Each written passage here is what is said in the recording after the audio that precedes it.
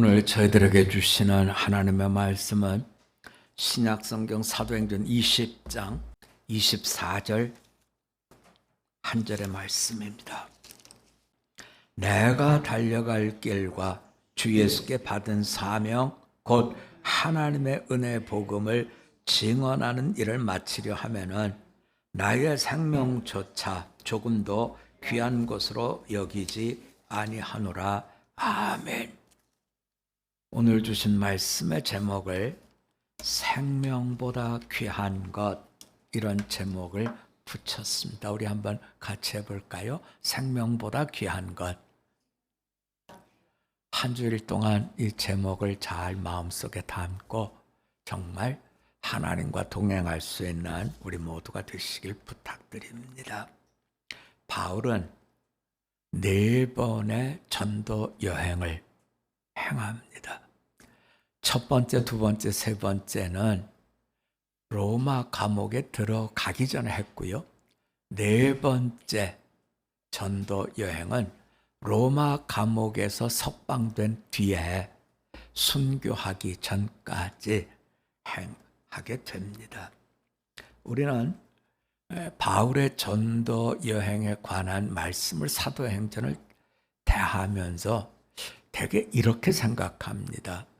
바울이 행한 것이니까 모두 다 완벽할 것이다. 잘 되어진 것이다. 이렇게 생각합니다만 과연 그럴까요? 성령님은 그저 복음이 전파되어지는 어떤 업적과 같은 그것만을 중요하게 볼까요? 아니면 바울이라고 하는 사도가 첫 번째, 두 번째, 세 번째, 네 번째 이렇게 전도 여행을 하면서 변화되어지는 심적 변화에 대해서 어떻게 보고 계실까 하는 점을 우리가 보았으면 합니다. 업적을 보는 것도 대단히 중요합니다. 더 중요한 것이 있다고 하면 바울이라는 분이 어떻게 점점 하나님의 형상으로 바뀌어 가는가 하는 걸 보는 것 역시 우리들에게도 대단히 중요한 이런 내용인 줄 압니다. 첫 번째 1차 전도 여행을 바울이 할 때 가장 인상적인 사건 하나가 뭡니까? 이렇게 물어본다면 루스드라에서 유대인들이 바울을 잡았습니다. 그런데 바울을 잡은 유대인들은 얼마나 먼 곳에서 분노를 가지고 왔느냐면 이고니온에서 온 사람, 안디옥에서 온 사람, 안디옥에서 루스드라는 170km 떨어져 있습니다. 이고니온에서 루스드라는 45km 떨어져 있습니다. 이건 지도상의 거리입니다. 그렇다면 실제로 걸은 거리는 아마 이 거리에 1.5배 정도를 해주면 실제 거리가 될 텐데요. 말이 쉬워서 170km지 지도상 170km, 어떻게 보면 200km가 훨씬 넘는 그 거리를 이 바울을 잡겠다고 해서 온 이분들도 보통 열심은 아닌 것이죠. 그리고 이분들이 와서 드디어 루스드라에서 바울을 잡아가지고 돌로 칩니다. 얼마나 사람들이 맹렬하게 돌로 쳤냐면 돌에 맞은 바울이 꽥하고 죽은 것처럼 보인 겁니다. 갖다 버려. 그래서 바울을 도시 밖으로 끌고 가서 갖다 버립니다. 그런데 이 유대인들 너무나 기세가 등등하니까 바울로부터 복음을 받고 제자가 된 사람들은 어쩔 줄 모르고 그들 뒤에서 구경꾼처럼 아닌 것처럼 이렇게 그 일을 지켜볼 뿐입니다. 마치 예수님이 십자가에서 죽으실 때 사람들이 예수님을 좋아하면서도 내가 예수를 좋아합니다 이렇게 표현하지 못하고 그저 속으로 울면서 죽는 모습을 보는 것처럼 바울이 유대인들에게 잡혀서 돌 맞는 것을 바울의 제자된 사람들은 그저 묵묵히 볼 뿐입니다. 그만큼 유대인들의 기세는 대단했습니다. 그리고 죽었다 해서 갖다 버린 뒤에 유대인이 떠납니다. 그리고 난 뒤에 이제 바울의 제자들은 삥 둘러서 어떡하지? 죽었네. 장례는 어떻게 치르지? 이런 걱정을 하고 있는데 죽은 줄 알았던 바울이 슬금슬금 옷을 털더니 일어납니다. 그러나 한번 생각해 보십시오. 돌에 맞았습니다. 모르기는 해도 얼굴에 돌이 날라와 맞은 데는 피투성이가 되어 있지 않겠습니까? 참으로 비참한 모습의 바울을 이 제자들이 그저 바라볼 때 바울은 하루를 루스드라에 들어가서 쉬고 난 뒤에 다음 날 더베라고 하는 곳으로 전도 계획대로 이동을 합니다. 그런데 여러분, 돌에 맞아서 죽은 사람이 그 다음 날 떠난 더베라고 하는 데까지는 96km, 지도상 96km입니다. 그렇다고 하면 서울에서 어디쯤 되냐면 천안보다 더 내려가는 겁니다. 그 길을 바울이 가서 복음을 전합니다. 자, 우리가 여기서 보셔야 될 것은 바울은 원칙에 아주 엄격한 사람, 계획을 세웠으면 그 계획대로 해야 되는 이런 분입니다. 그러니까 바울이 예수를 만나기 전에도 철저하죠. 모든 일들에 있어서 빈틈이 없죠. 이것이 바울의 삶 속에 녹아져 들어와 있는 거죠. 바울은 이렇게 자신에게 있어서 대단히 엄격하고 원칙에 모든 것을 철저하게 지켰습니다. 자, 이렇게 바울이 돌에 맞아서 죽을 뻔한 사건 뒤에 1차 선교 여행을 마치고 이제 돌아오게 됩니다. 그리고 2차 선교 여행을 하게 됩니다. 왜 하게 되냐면 그때 바울과 함께 교회들을 세웠던 바나바와 두 분이 늘 같이 기도하고 같이 지냈는데 걱정이 되는 거예요.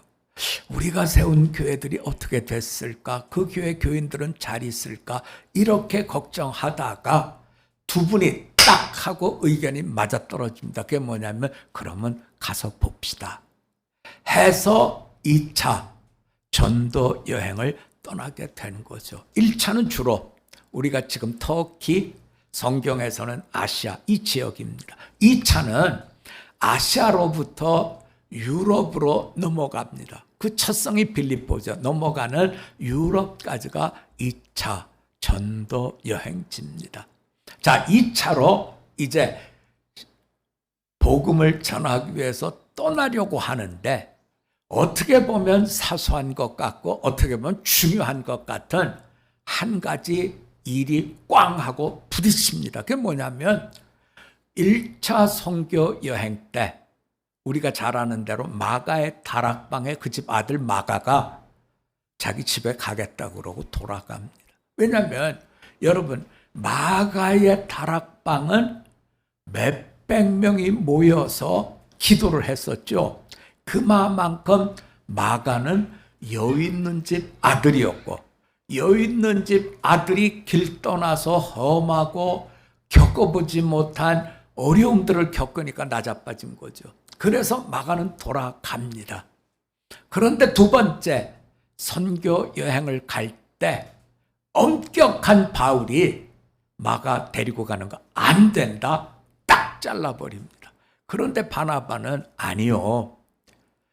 바나바는 계속해서 바울에게 마가를 데리고 가자고 합니다. 결국 바울이 받아들이지 않게 되고 그토록 바울을 감싸 주었던 바나바와 바울은 짜게지게 됩니다.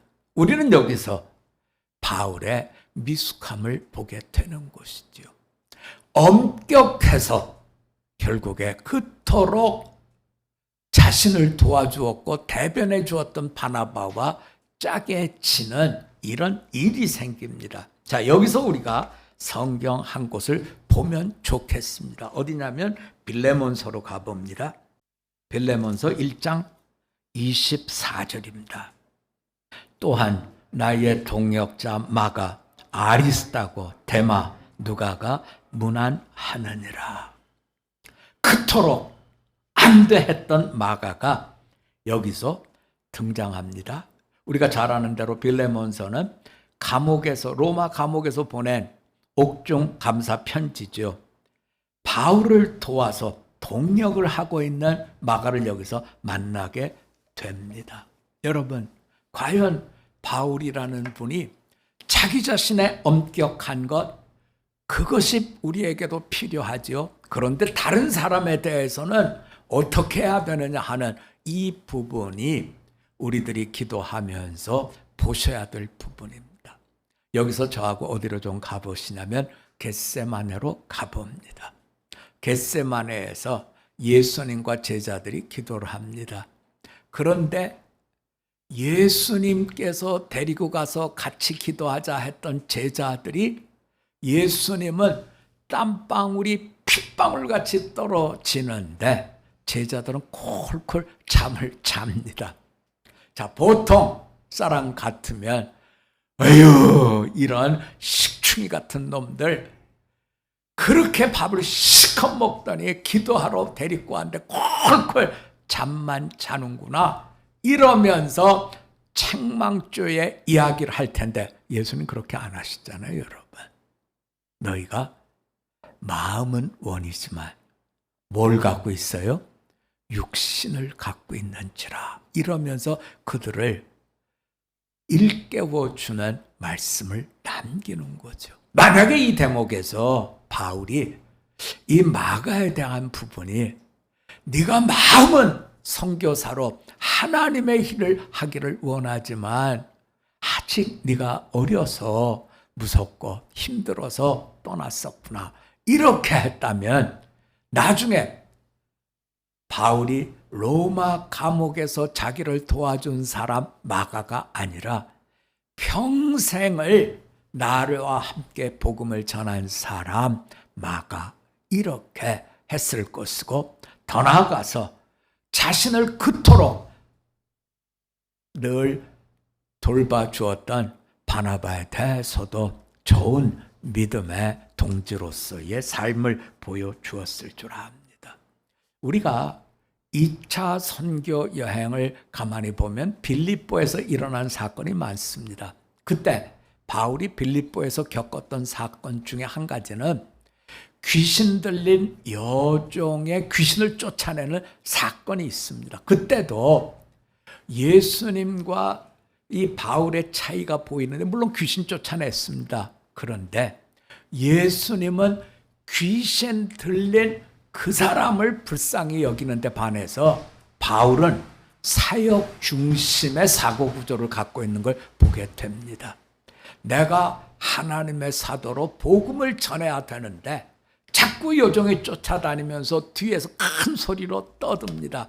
이 사람은 전능하신 하나님의 대단한 일꾼입니다. 이렇게 떠드니까 복음이 우상을 전보는 사람과 똑같이 자꾸 여겨지니까 쫓아내버립니다. 여러분, 복음을 전하는 것도 중요합니다. 그러나 더 중요한 것은 사람의 생명에 대한 구원의 간절함을 가져야 되는 것이 중요한 것을 우리는 또한 놓쳐서는 안 될 줄 압니다. 2차 전도 여행 때까지도 바울은 그저 자신의 엄격함을 남에게도 어떡합니까? 그대로 적용을 하고 있는 모습을 보여줍니다. 그런데 이제 3차 전도 여행으로 오면 1차, 2차는 운동시합으로 친다면 바울은 운동선수입니다. 그라운드에서 직접 자기가 뛰고 복음의 역사를 하고 말씀을 전하고 직접 합니다. 그런데 3차에 가면 이제는 다른 사람들을 세우는 감독과 코치 같은 모습인 것을 보게 보게 됩니다. 여기서 야구 좋아하시는 분들이 있으면 여러분 혹시 문동주라는 선수를 아나요? 이제 고등학교를 졸업한 지 얼마 안 됐어요.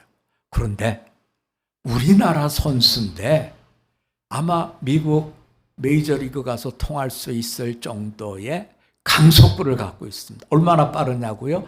160km가 넘어요. 우리나라에서 160km가 넘었던 사람은 박찬호 정도일 겁니다.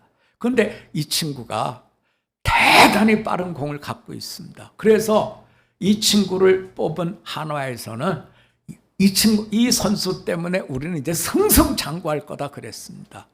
그런데 어떤 일을 만났냐면 요즘에 은퇴한다 그러면서 옛날 기량을 거의 나타내지 못하는 추신수 선수와 둘이 딱 마주쳤어요.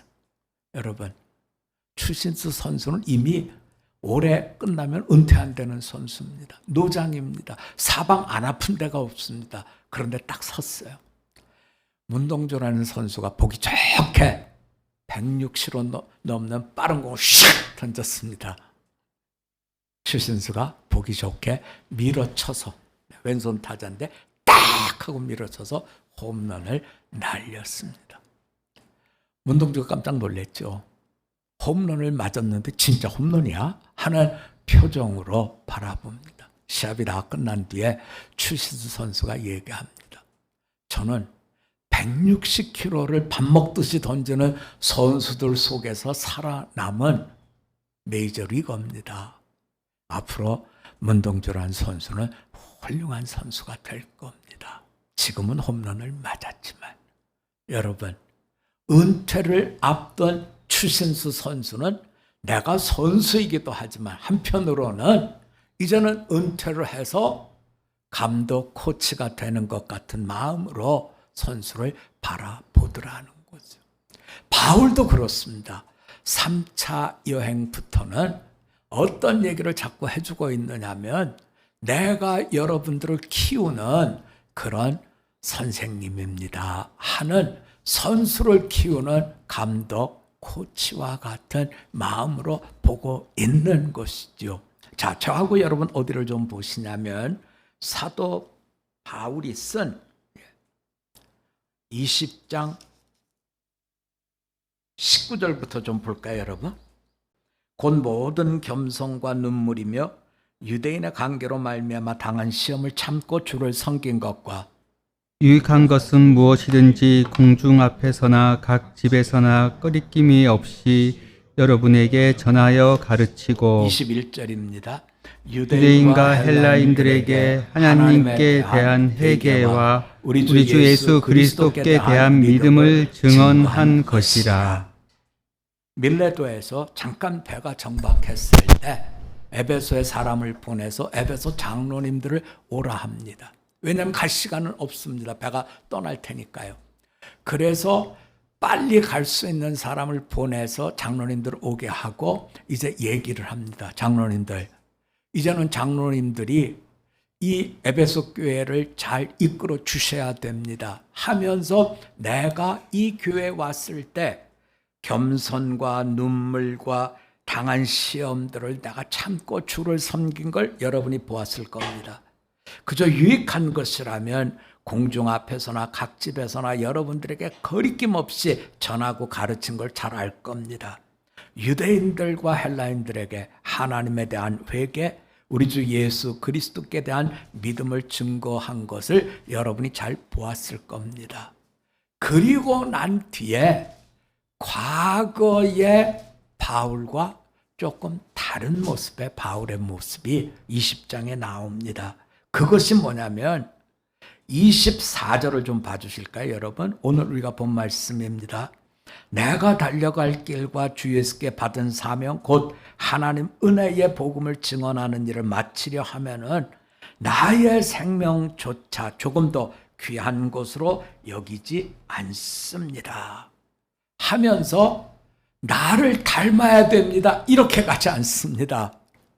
우리가 내가 당신들에게 보여준 이것을 보았고 이것을 여러분이 알고 있고 이것을 아니까 여러분들도 나를 닮으십시오 이렇게 갈 걸로 우리는 생각하지만 내가 앞으로 달려갈 그 길과 예수님께 받은 사명, 은혜의 복음을 증언하는 일을 마치려 하는 그곳에 내 생명조차도 나는 귀한 것으로 여기지 않습니다. 나를 닮으십시오. 이것이 아니라 28절을 볼까요, 여러분? 여러분은 자기를 위하여 또는 온 양떼를 위하여 조심하십시오. 성령이 그들 가운데 여러분을 감독자로 삼고 하나님이 자기 피로 사신 교회를 보살피게 하셨습니다. 알라는 겁니다. 내가 누구인가 하는 걸 알라는 겁니다. 성령님께서 이와 같이 어려운 형편에 있는 교회에 감독자로 여러분들을 한 사람 한 사람 세워주셨고, 그 교회는 하나님께서 핏값 주고 세우신 값진 교회입니다. 그 값을 우리가 알고 맡겨진 일을 감당해야 됩니다 하는 본질적 교회의 가치에 대해서 말씀을 주고 있는 것이죠. 그래서 바울은 이제는 많이 바뀌었습니다. 세 번째 전도를 할 때까지, 두 번째 전도까지는 굉장히 원칙론자입니다. 그런데 세 번째 전도의 자리에 와서는 마치 운동 경기를 이끌어가는 감독이나 또는 코치 같이 여러분 한 사람 한 사람이 어떤 분이신가 하는 걸 잘 알면 좋겠습니다.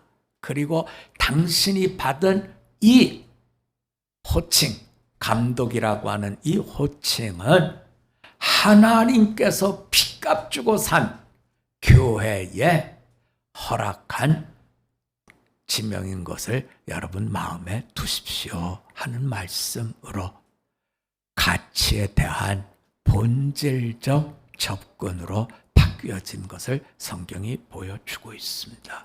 결국에 생명보다, 내 생명보다 더 귀한 것이 있습니다. 그것은 다른 것이 아니라 하나님께서 핏값 주고 세운 교회에 나를 감독자로 세웠다고 하는 이것이 내 생명보다 더욱더 귀하고 더욱더 가치 있는 것임을 잘 마음에 두십시오 하는 말씀으로 세 번째 복음 전도의 모든 여행을 이끌어 주고 있습니다.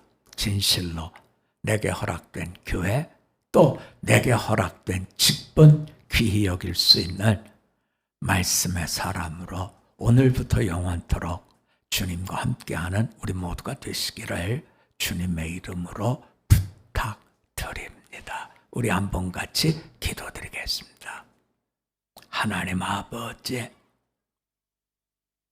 사도 바울은 1차, 2차 전도 여행을 하기까지 자신의 엄격함을 다른 사람에게도 그대로 전했습니다.